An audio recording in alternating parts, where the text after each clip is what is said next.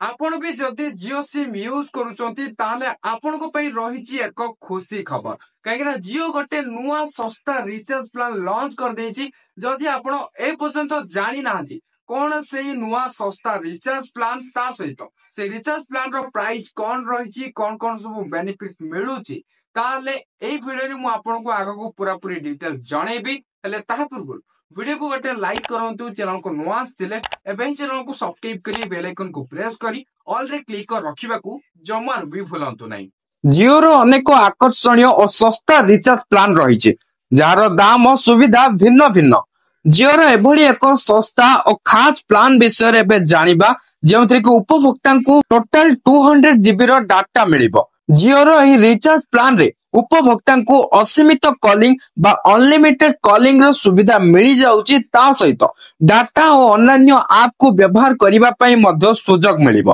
तेबे आसंतु जानिबा ई प्लान रो प्राइस कोन रहिची ता सहित अन्य सुविधा गुडी को कोन रहिची। जियो रो एही प्लान आपण जति रिचार्ज करिया को चाहुचंती ताले आपण मात्र 899 टंका बा 899 रुपीस रे रिचार्ज करि परिबे एवं एही प्लान रो वैलिडिटी 3 मंथ रहिची।